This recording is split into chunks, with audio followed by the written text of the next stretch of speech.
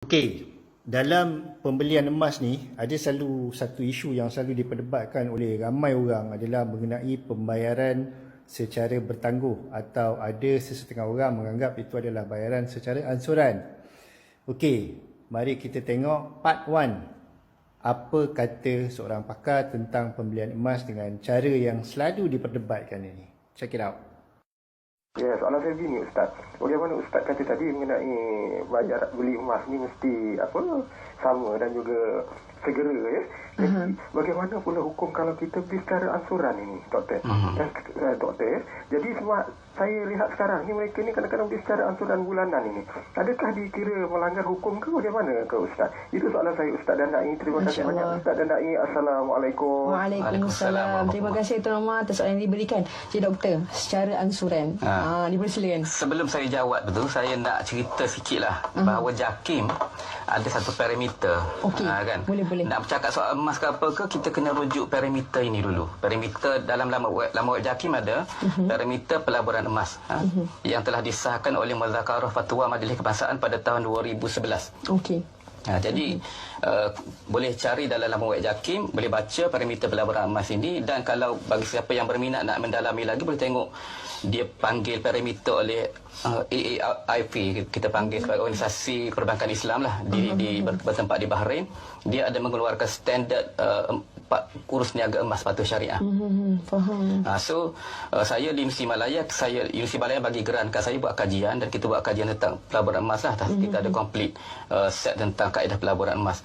Berbalik kepada soalan tadi itu, okey, saya kena jelaskan di sini bahawa pembelian emas secara ansuran ini dia ada dua bentuk. Satu, kalau emas itu adalah jenis emas yang jongkong, wafer kan, wafer. Kan. Jenis yang wafer itu dia mesti berlaku, dia tak boleh buat jual beli ansuran. Dia tak boleh buat, kan. Dia kena buat beli terus dapat emas, kan.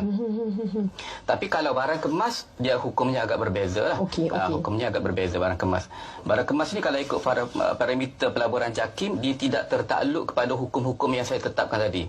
Dia macam barangan biasa, boleh dibeli ansuran, boleh tukar sesama barang kemas itu dengan berat-berat yang berbeza pun tak ada masalah. Sebab dia dah terkeluar daripada elah ribawi, kita namakan. Dia macam baju, macam telefon, macam pen, macam biasa. Dia bukan barang ribawi. Untuk ada juga kita tengok berlaku jual beli ansuran di dalam kawan-kawan dia buat, kan.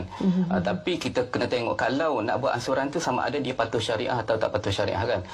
Nak buat tu boleh, dia kena ada distructurekan oleh pakar muamalat, dan setelah disahkan patuh syariah, kalau ada boleh, kan. Kalau tak ada, kita baik elakkanlah, terutama kalau jenis yang jongkong itu, kan. Kita kena pastikan dia ada certification patuh syariah, sebab hukum asalnya emas tidak boleh dijual beli secara ansuran, sebab dia kena bayar terus dapat, kan. Cuma cara kita dapat itu bagaimana, kan. Kadang-kadang kita dapat bukan dalam bentuk emas secara fizikal, kita boleh juga dapat dalam bentuk akaun. Pun tak ada masalah. Nilai itulah nilai emas. Bukan nilai. Bukan emas. Nilai. Emas tu sendiri. Kita dapat dalam akaun. So pada bila masa kita boleh redeem emas kita itu.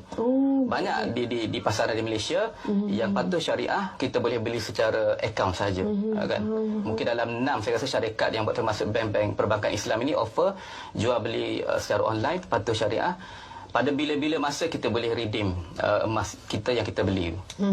Maksud di sini mungkin ansuran tu tak semualah boleh. Tapi kalau mengikut syariah, kalau emas itu, kalau beli barang kemas secara ansuran, kalau ikut parameter pelaburan emas JAKIM tidak ada masalah. Tidak ada masalah. Kan? Tapi kalau beli ansuran secara emas yang betul tu, kiranya emas yang jongkong, kan, yang jongkong tu.